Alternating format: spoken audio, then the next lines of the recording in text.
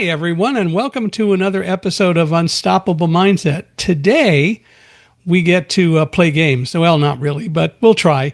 Our guest is Matt Forbeck, who is an award-winning author. He is a game designer and all sorts of other kinds of things that I'm sure he's going to tell us about. And we actually, just before we started the episode, we were talking about how one might explore making more games accessible for blind and persons with other disabilities.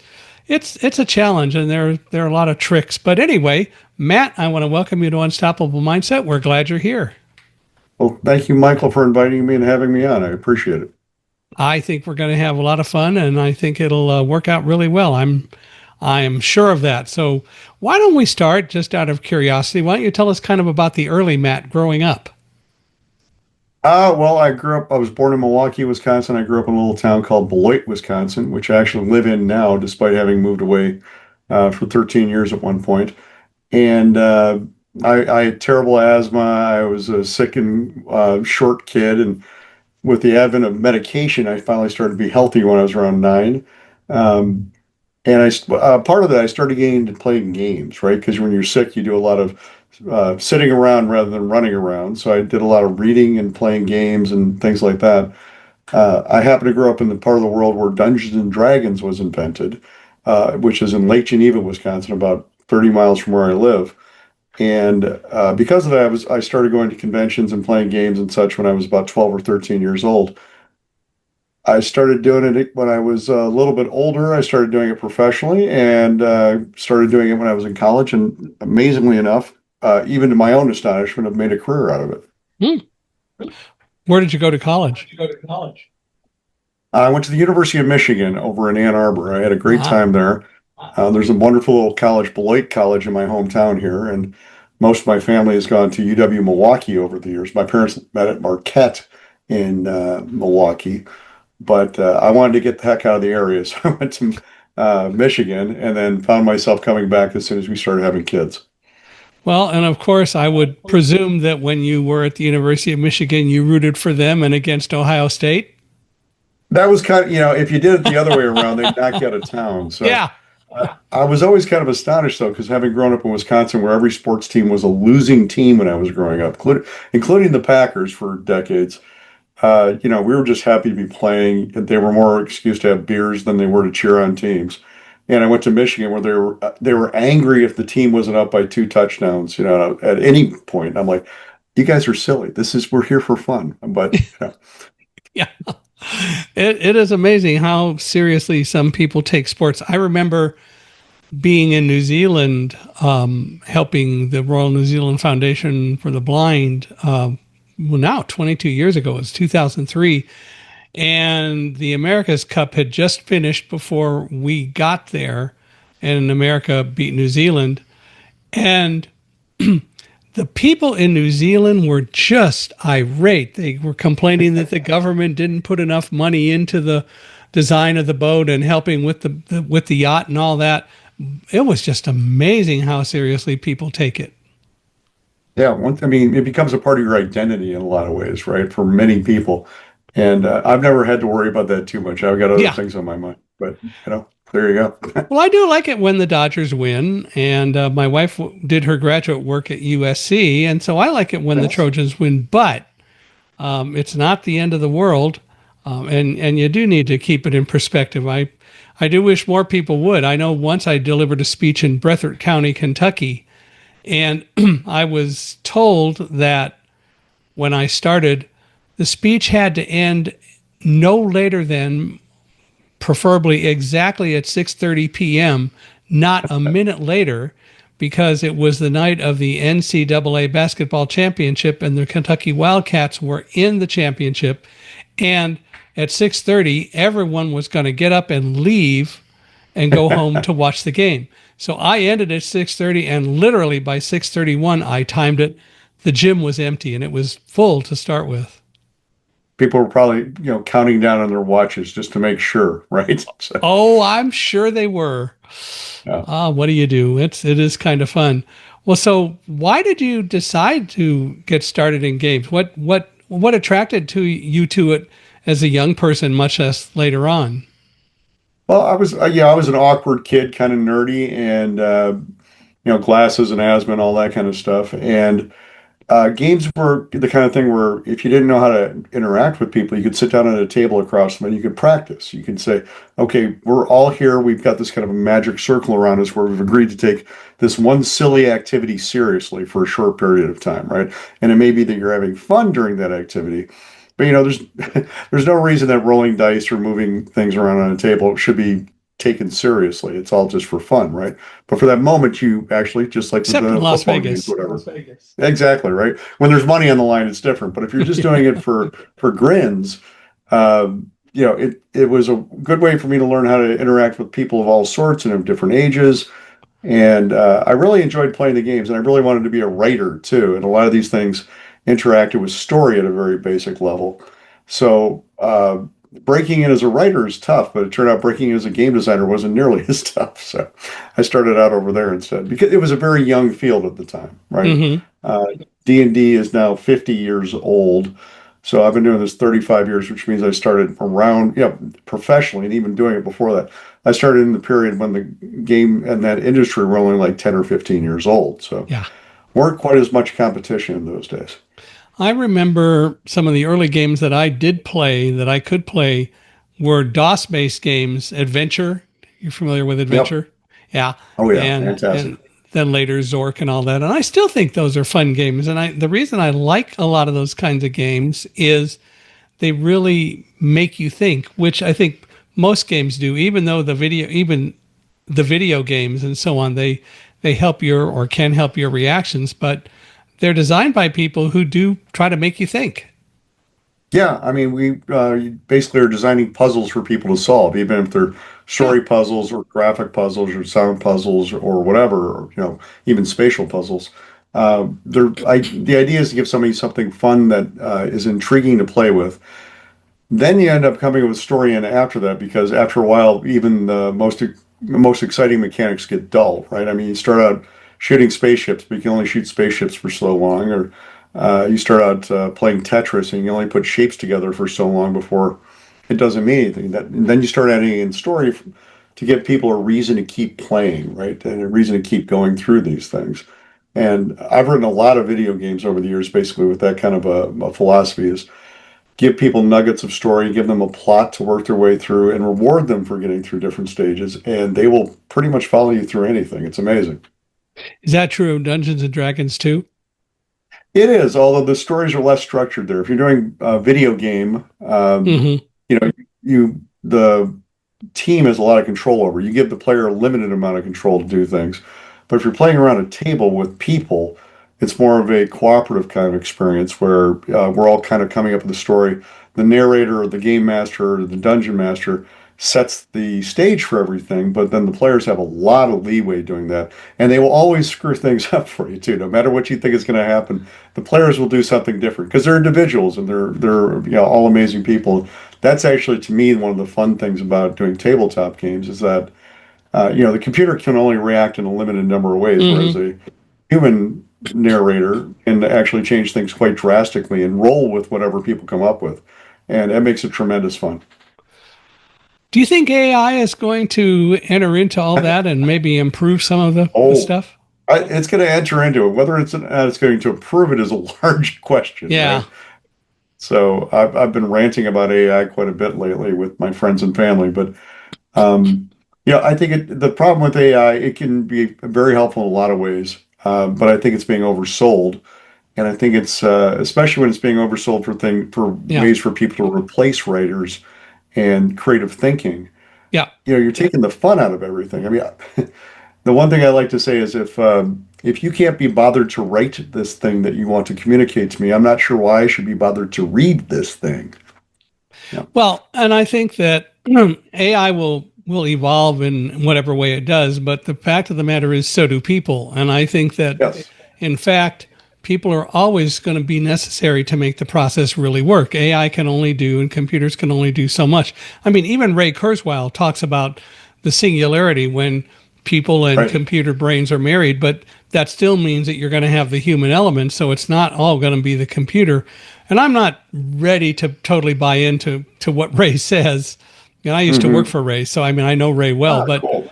the bottom line is, I think that in fact people are always going to be able to be kind of the mainstay of it as long as we allow that. If we give AI too much power, then over time it'll take more power, and that's a problem. But that's up to us to deal with. No, I totally agree with that. I just think right now there's a very large faction of people who it's in their economic interest to oversell these things. People are making chips, they're building server farms. A lot of them are being transferred over from people who are doing blockchain just a few years ago, and they see it as the hot new thing.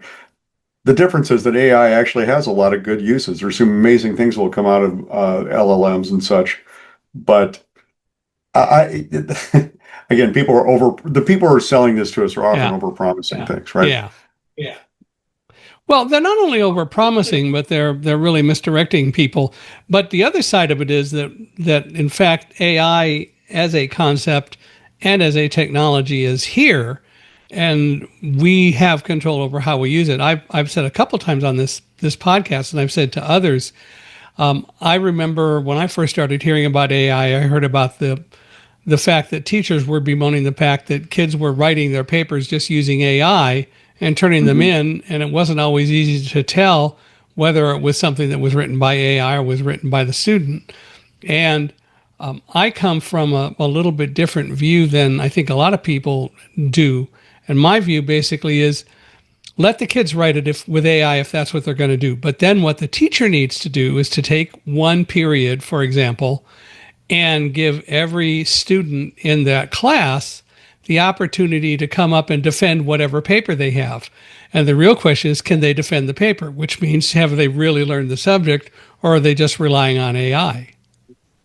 Yeah, I agree with that. I think the trouble is a lot of people, children, who are developing their abilities and their morals about this stuff, they use it as just a way to complete the assignment. Right, And many of them don't even read what they turn in, right? They right. just know that they've got something here that will. So again, if you can't be bothered to read the thing that you manufactured, you're not learning anything about it. Which is why if you are forced to defend it, it's going to become Yeah, pretty exactly. obvious pretty fast whether you really know it or not. Now, I've used AI on a number of occasions in various ways, but I use it to maybe give me ideas or prepare something that I then modify and shape. And I may even interact with AI a couple of times, but I'm definitely involved in the process all the way down the line because it still has to be something that I'm responsible for. I agree. I mean, the whole point of doing these things is it's for people to connect with each other, right? I Right. want to learn about the ideas you have in your head. I want to see how they jive with the ones in my head. But if I'm just getting something that's being spit out by a machine and not you, and not being curated by you at any point, that doesn't seem very useful, right? So, but if No. you're the more involved people are in it, the more useful it is. Well, I agree. And, I think, again, it's a tool and we have to decide how the tool is going to be used, which is always the way it ought to be. Right, exactly. Although, sometimes it's large corporations deciding how they're going Yeah. to use things. Yeah. Well, there's that Yeah, too. yeah. Well, Individuals, so we get to make our own choices, though. You're right. yes, and should. Well, Yes, so exactly. so when did you start bringing writing into what you did and make that a really significant part of what you did?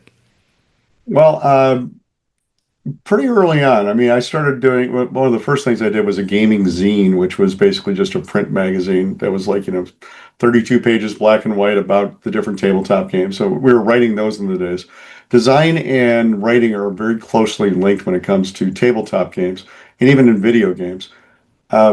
The trick, of course, is that designing a game and writing the rules are actually two separate sets of skills. So Hmm. one of the first professional gig I ever had doing writing was in games was some friends of mine had designed a game for a company called Mayfair Games, which went on to do Settlers of Catan, which is a big entry level game.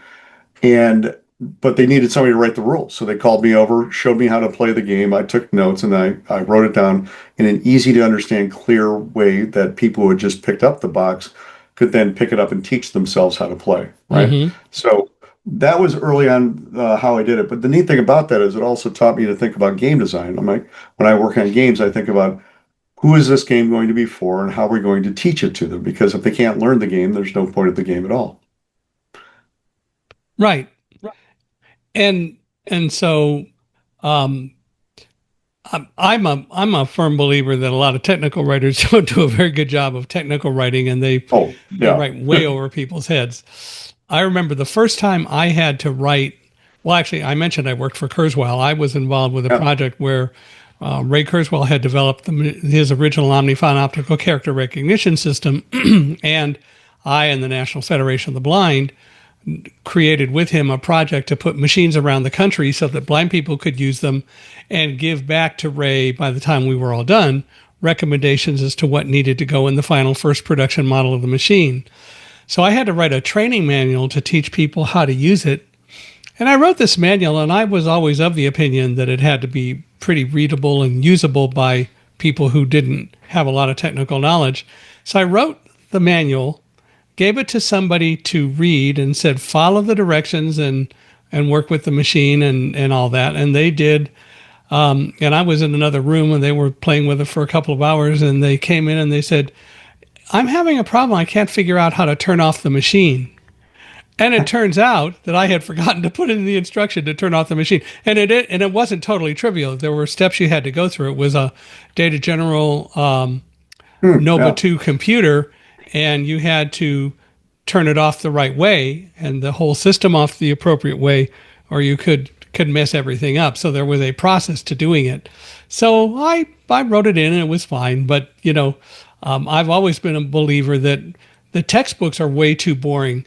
Having a master's degree in physics, I am of the opinion that physics textbook writers, who are usually pretty famous and knowledgeable scientists, ought to include, with all the text and the technical stuff they want to put in, they should put in stories about what they did. You bring people in, draw them into the whole thing rather than just spewing out a bunch of technical facts. No, I agree. My first calculus professor was a guy who actually explained how Newton and Leipzig actually came up with calculus. And then he would, he'd draw everything on the board and turn around and say, "And isn't that amazing?" And you were like just absolutely enamored with the idea of how they had done these things, right? Yeah, And what you're doing there when you give the instructions to somebody and say, try this out, that's a very big part of gaming, actually, because we do this thing called play testing, where we take something before it's ready to be shown to the public and we give it to other people and say, try this out, see how it works, let me know. When you're starting out your first playing, you play with like your family and friends, and people will be brutal with you and give you hints about yeah, how you can improve things. But then even when you get to the rules, you send those out cold to people, or if you're a big company, you watch them through a two-way mirror or one-way mirror and say, "Hey, let's see how they react to everything," and then you take notes and you try to make it better every time you go through. And when I'm teaching people to play games at conventions, for instance, I will often say to them, please ask questions. If you don't understand anything, that doesn't mean you're dumb. It means I didn't explain it well enough, right? And my yeah, job as a person writing these rules is to explain it as well as I humanly can so it can't be misconstrued or misinterpreted. Now, that doesn't mean you can correct everything. Somebody's always got like, oh, I missed that sentence, whatever. But you do that over and over so you can try to make it as clear and concise as possible. yeah. Well, you have somewhat of a built-in group of people to help if you let your kids I be do. involved. So, how old are your kids? My eldest is 26. He'll be 27 in January. Marty is a game designer, actually works with me on the Marvel tabletop role-playing game, and we have a new book coming out, game book for Minecraft called Minecraft Roll for Adventure that's coming out July 7th, I think. Hmm. And the rest of the kids are 23. We have four 23-year-olds, a set of quadruplets, one of whom is actually going into game design as well, and the other is two are still in college, and one has moved off to the work in the woods. He's a very woodsy boy and likes to do environmental education with people. Wow. Well, Yeah. so you still have a good group of potential game designers or game critics anyway. Oh, we all play games together. We have a great time. We do weekly game nights here. Sometimes they're movie nights, sometimes they're just pizza nights, but we shoot for game and pizza if we get lucky. So And your wife goes along with all this too. She does. She doesn't go to the game conventions and stuff as much, and she's not as hardcore of a gamer. But she likes hanging out with the kids and doing Yeah, everything with us. We have a great time. that's that's pretty cool. Well, you've got a built-in audience of some sorts, and that's neat that a couple of them are involved in it as well. So they Yeah, they must really they became must like what enamored with Dad it. does. Yeah. Yeah, I started taking them each to conventions, which are large gatherings of gamers in real life. The biggest one is Gen Con, which happens in Indianapolis in August. And last year, I think we had 72,000 people show up. And I started taking the kids when they were 10 years old, and my wife would come with them then. And 10 years old is a lot. 72,000 people is a lot for a 10-year-old. So Yeah. she'd take them to convention one day and then to a park the next day, decompress a lot and then come back on Saturday and then leave on Sunday or whatever, so that we didn't have them too overstimulated. But they've really grown to love it. I mean, it's part of our annual family traditions in the summer is to go do these conventions and play lots of games with each other and meet new people too. Well, and I like the way you put it. The games are really puzzles, which they are, and Yeah. it's fun if people would approach it that way. No matter what the game is, there are aspects of puzzles involved in most everything that has to do with the game, and that's what makes it so fun. Exactly. No, and the interesting thing is when you're playing with other people, the other people are changing the puzzles from their end that you have to solve on your end. And sometimes the puzzle is how do I beat this person, or how do I defeat their strategy, or how do I make an alliance with somebody else so that we can win? And it's really always very intriguing. There's so many different types of games. Nowadays there's like something like 50 to 100 new board games that come out and tabletop games every month, right? Wow. It's just like a fire hose. It's almost like when I was starting out as a novelist, I would go into Barnes and Noble or Borders and go, "Oh my gosh, look at all these books." And now I do the same thing about games. It's incredible. No one person could keep up with all of them. Yeah. Yeah. Way too much. Yeah.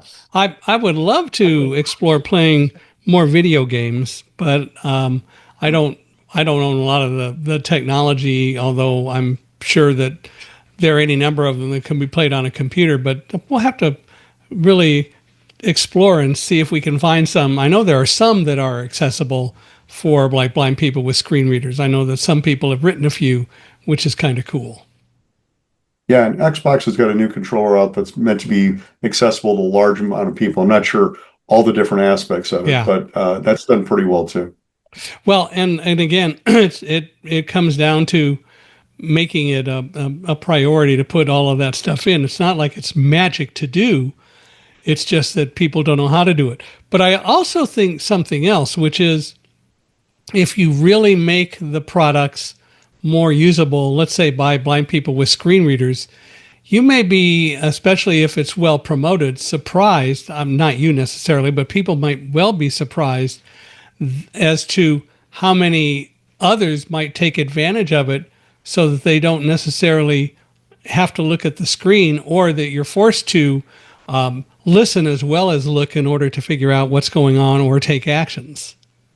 No, definitely true. It's people audiobooks are a massive thing nowadays. Games tend to Yep. fall further behind that way, but it's become this incredible thing that obviously blind people get a great use out of. But my wife is addicted to audiobooks now. Yeah. She actually does more of those than she does reading. I mean, I technically think they're both reading. It's just one's done with your ears and one's done with your eyes. Yeah, there's some stuff, whether you're using your eyes or your fingers and reading braille, there's something about reading a book that way that's even so a little bit different Oh, than very listening much. to it. Yeah. And I and mean, there's you're drawn in some ways in terms of actually reading that you're not necessarily as drawn into when you're listening to it. But still, really good audiobook readers can help draw you in, which is important too. very much so. Yeah, I think the main difference for reading, whether it's, again, through Braille or through traditional print, is that you can stop, you can do it at your own pace, you can go back and look at things very easily, or read or check things, read things very easily. That if you're doing an audiobook, it just goes on and it's straight on, boom, boom, boom pace. And you can Right. say, wait, I'm going to put this down here. What was that thing I remember back there? It was like 3 pages back, but it's really important. Let me go check that, right? There are some technologies that allow blind people and low vision people and others like people with dyslexia to use an audiobook and actually be able to navigate two different sections of it. But it's not something that is generally available to the whole world, at least to the level that it Right. is for blind people. But I can I can use readers that are made to be able to accept the different formats and go back and look at pages, go back and look at headings, and even create bookmarks to bookmark things like you would normally by using a pen or a pencil or something like that. So there are ways Right. to do some of that. So again, the technology is making strides. That's fantastic, actually. That's wonderful. Just Yeah. yeah, it's Yeah. great. I actually, I lost half the vision of my right eye during back through an autoimmune disease about 13 years ago, and I've always had poor vision. So I'm a big fan of any kind of way to make things easier like that. Well, there are things that are available. It's pretty amazing. A guy named George Kirscher created a lot of it years Okay. ago, and it's called the Daisy format. And the whole idea behind it is that you can actually create a book. In addition to the audio tracks, there are XML files that literally give you the ability to move and navigate around the book at depending on how it's created as fine a level as you choose. Oh, that's amazing. That's fantastic. I'm Yeah, actually really glad to hear that. So, it is kind of fun. So there's a lot of technology that's doing a lot of different sorts of things, and it helps. But so for you, in terms of dealing with the games, you've written games, but you've actually written some novels as well, right? yeah, I've got like 30. It depends on how you count a novel, right? Okay. Like some of my books are pick a path books, right? Choose your own adventure type stuff. So, but I've got 35 traditional novels written or more, I guess now. I lost track a while ago, and probably another dozen of these interactive fiction books as well. So, and I like doing those. I've also written things like Marvel encyclopedias and Avengers encyclopedias and Mm. all sorts of different pop culture books. And I like playing in different worlds. I like writing science fiction, fantasy, even modern stuff. And most of it for me comes down to telling stories, right? Yeah. If you like to tell stories, you can tell stories through a game or a book or audio play or a TV show or a comic.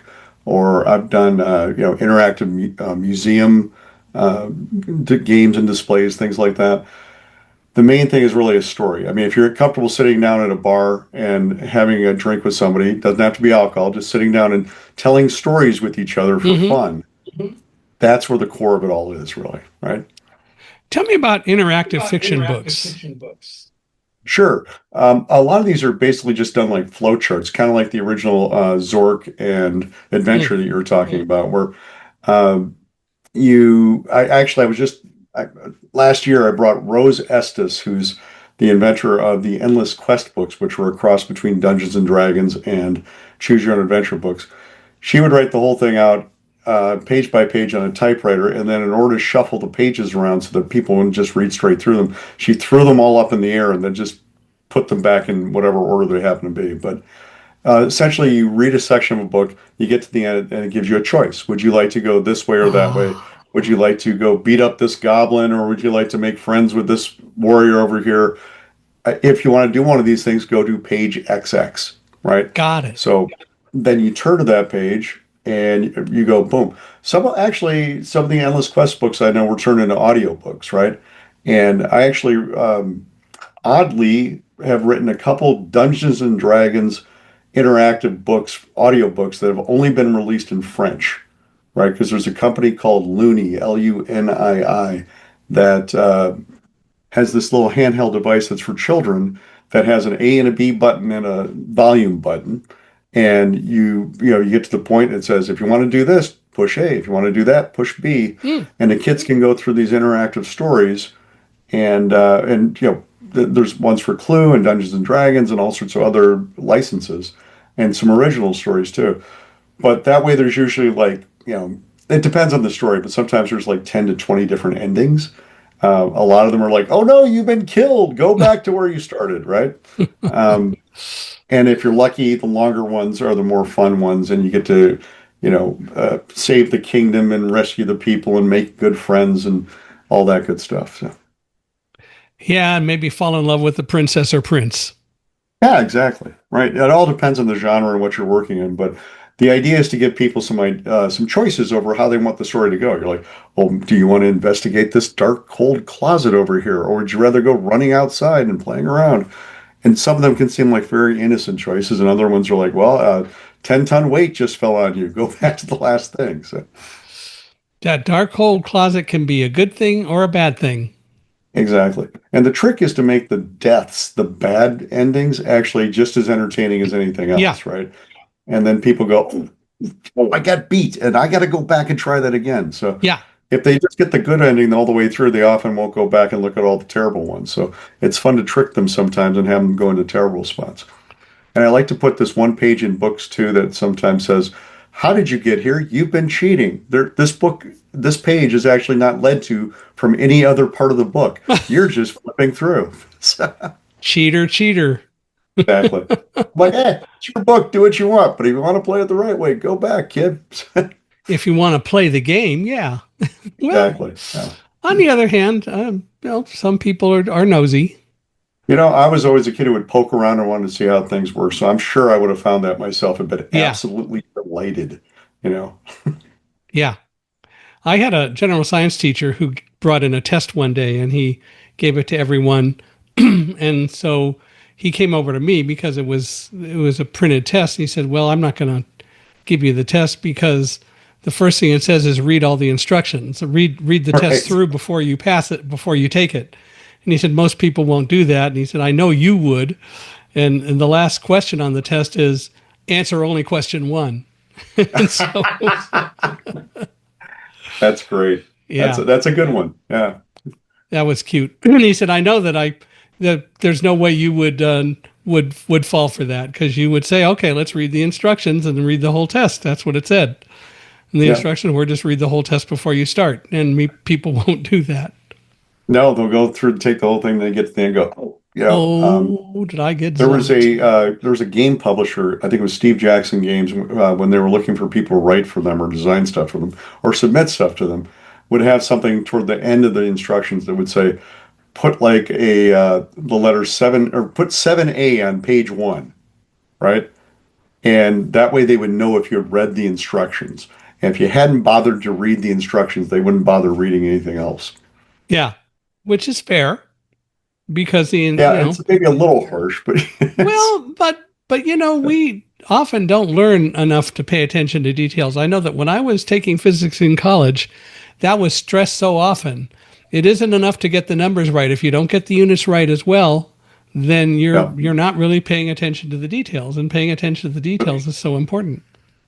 That's how they crashed one of those Mars rovers, wasn't it? Somebody messed up the units going back and forth between metric Yeah, and imperial. And well, it cost somebody a lot of money at one point. So, yeah, yeah. What do you do? This is kind of the way it goes. Well, tell me, details do matter. yeah, well, they do matter. No matter what people think, sometimes they do matter. Well, tell me about the Diana Jones Award. First of all, of course, the logical question for many people is who is Diana Jones? Yeah, Diana Jones doesn't exist, right? That's the There you funny go. part. She's in a So game somewhere. no, it doesn't She ought exist to at be in a all. game somewhere then. Now, there's actually an author named Diana Wynne Jones who's written some amazing fantasy stories, including Howl's Moving Castle, which has turned into a wonderful anime movie. But it has nothing to do with her or any other person because originally the Diana Jones Award came about because a friend of mine, James Wallace, had somehow stumbled across a trophy that fell into his hands, and it was a pub trivia trophy that used to be used between two different gaming companies in the UK. And one of those was TSR UK, the United Kingdom department. And at one point, the company had laid off everybody in that division. Just say, okay, we're closing it all down.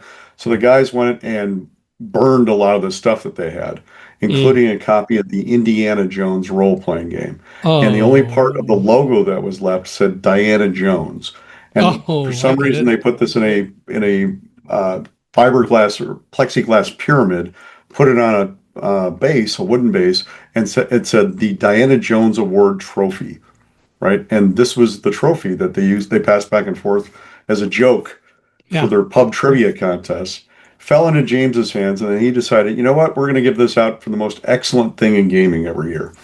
And we've now done this. This will be 25 years this summer. We do it at the Wednesday night before Gen Con, which starts on Thursday, usually at the end of July or early August.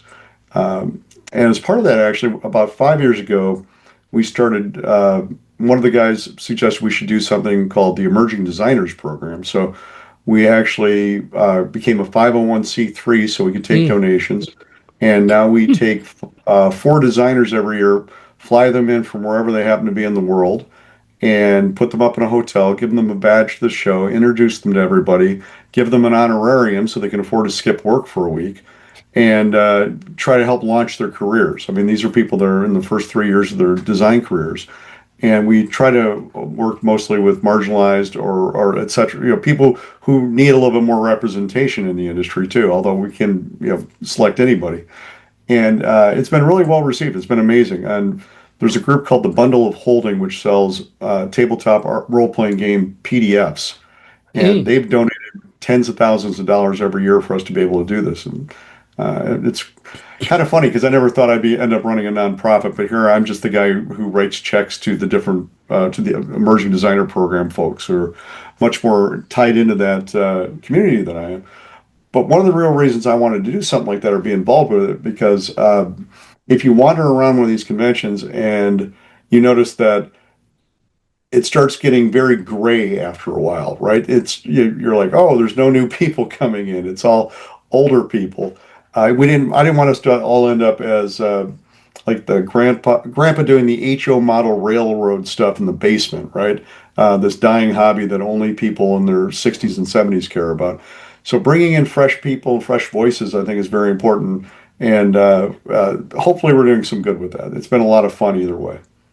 Well, have you had some success with it?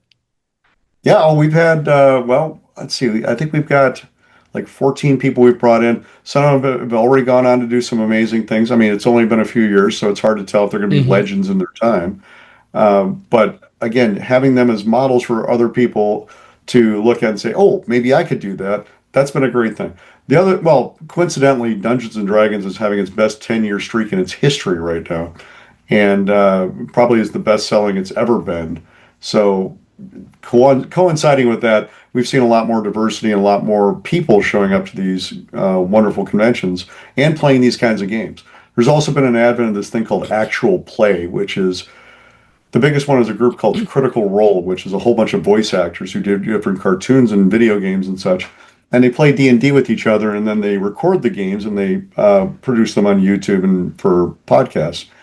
And these guys are amazing. There's a couple of other ones too, like Dimension 20 and Glass Cannon.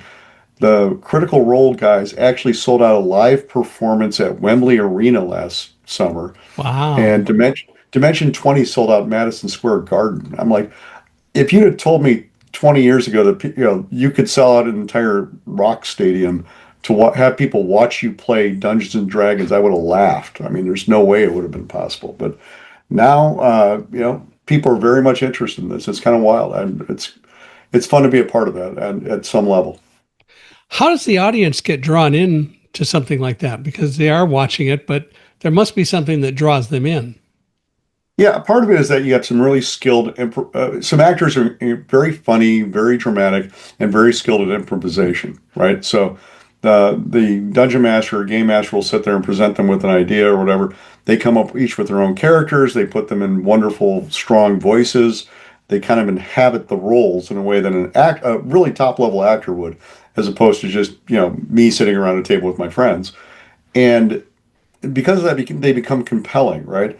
My Marty and his wife and I were actually at a convention in Columbus, Ohio last weekend, and this group called the McElroy family actually they do My Brother and Me, which is a hit podcast, but they also do an actual play podcast called The Adventure Zone, where they just play different games, and they are so funny. These guys are just some of the best comedians you'll ever hear, and so them playing, they actually played our Marvel game for a 5 game session or a 5 podcast session or whatever, and it was just stunningly fun to listen to people who are really talented mess around with something that we built, right? Yeah. It's very edifying to see people enjoying something that you worked on.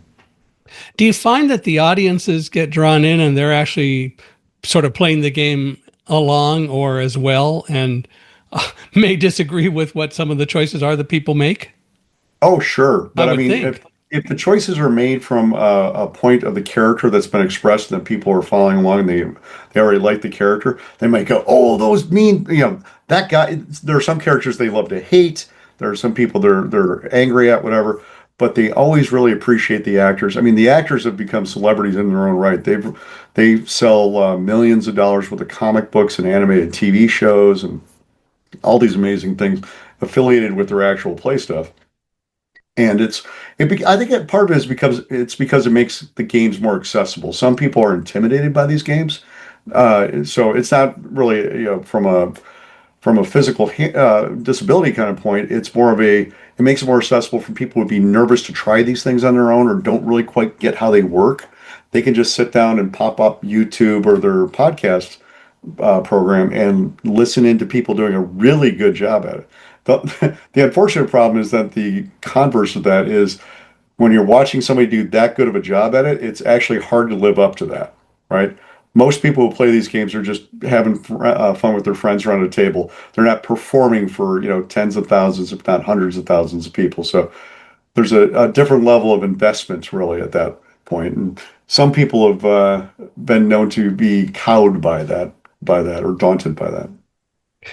You work on a lot of different things, I gather, at the same time. What do you think about that? How do you like working on a lot of different projects, or do you more focus on one thing, but you've got several things going on, so you'll work on something for one day, then you'll work on something else, or how do you do it all? That's a good question. I would love to just focus on one thing at a time, but I Doesn't don't work, always huh? get the option. Now, the trouble is I'm a freelancer, right? I don't always get to say what I want to work on. I haven't had to look for work for over a decade, though, which has been great. People just come to me with interesting things.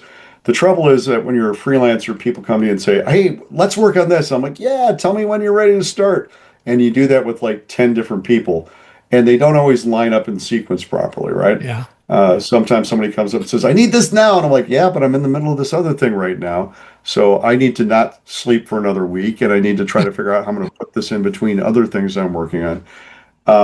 And I have noticed that after I finish a project, it takes me about a day or three to just jump tracks. If I really need to, I can do little bits here and there, but to just fully get my brain wrapped around everything I'm doing and for a very complex project takes me a day or three to say, okay, now I'm ready to start this next thing and really devote myself to it. Otherwise, it's more juggling, right?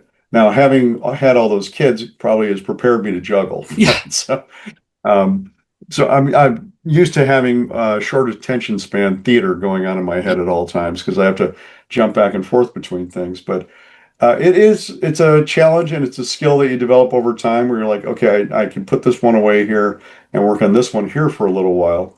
Like today, yeah, I knew I was going to talk to you, Michael. So I actually had lined up another podcast that a friend of mine wanted to do with me. I said, let's do them on the same day. This way I'm not interrupting my workflow so much, right? Makes sense. I, you know, try to gang those all together and the other little fiddly bits I need to do for administration on a day. Then I'm like, okay, this is not a day off. It's just a day off from that kind of work. It's a day I'm focusing on this aspect of what I do.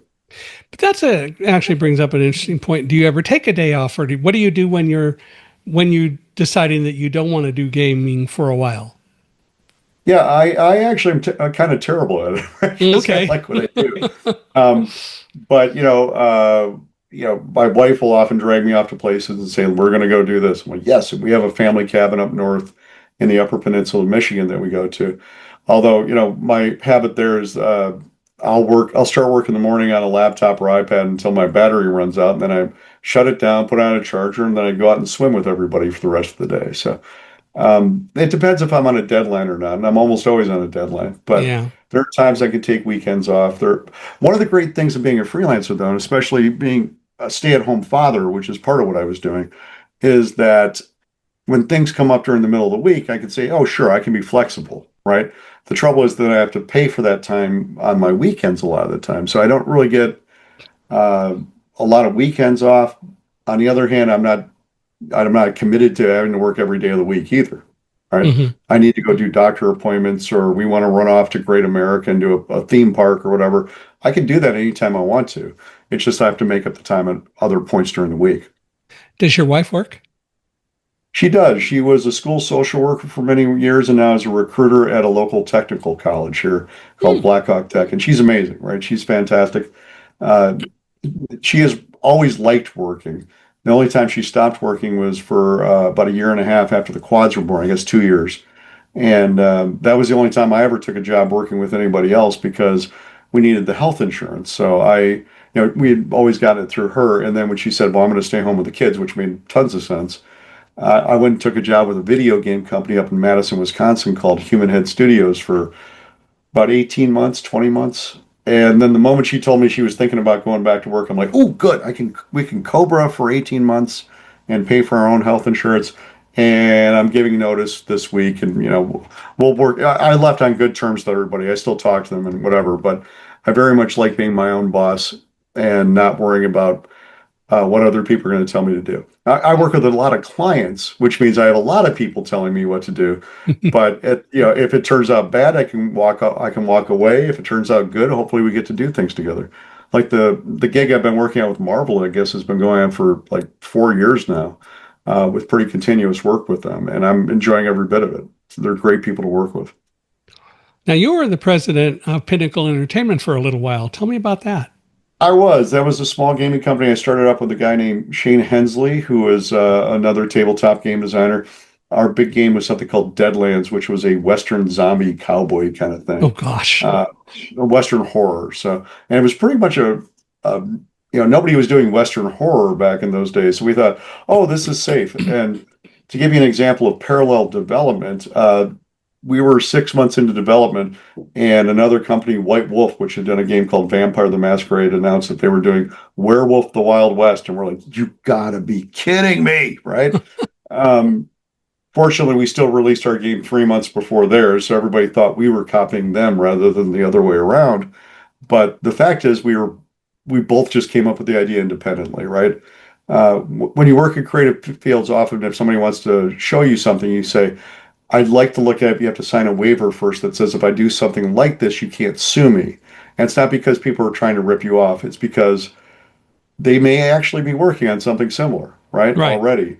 Because we're all, swimming in the same cultural pool. We're all, eating the same cultural soup. We're watching movies, playing games, doing whatever, reading books.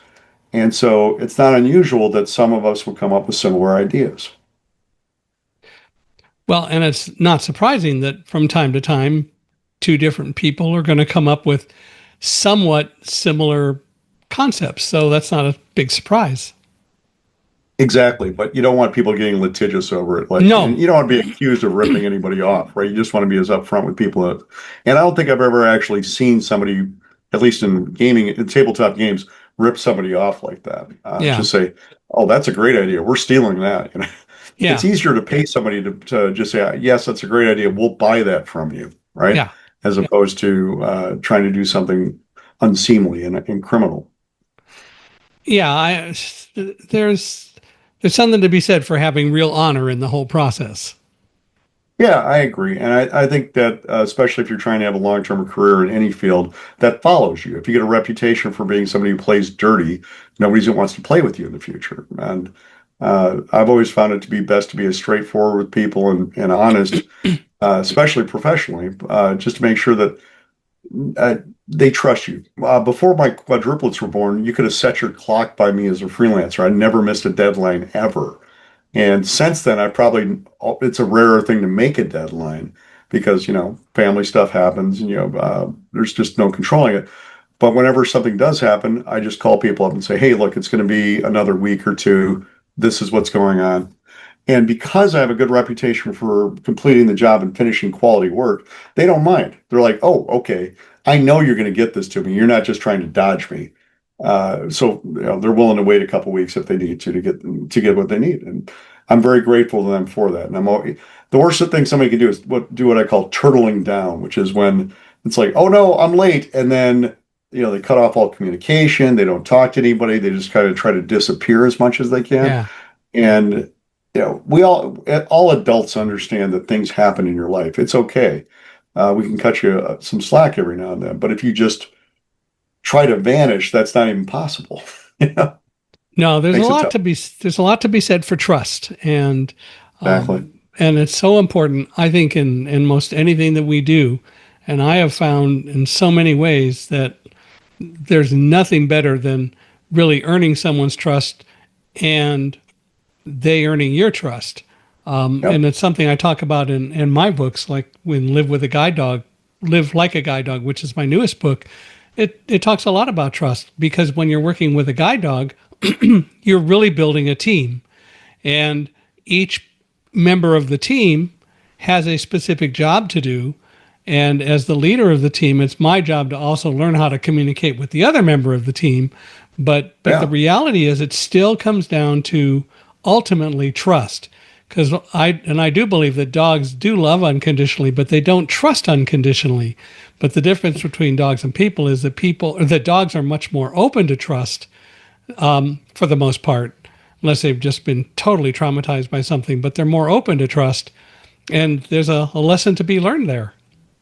No, I absolutely agree with that. I think most people in general are trustworthy, but as you say, a lot of them have trauma in their past that makes it difficult for them to open themselves up to that. So that's actually a pretty wonderful way to think about things. I like that. Yeah. Well, I think that trust is so important. And I know when I worked in professional sales, it was all about trust. In fact, whenever I interviewed people for jobs, I always asked them what they were going to sell.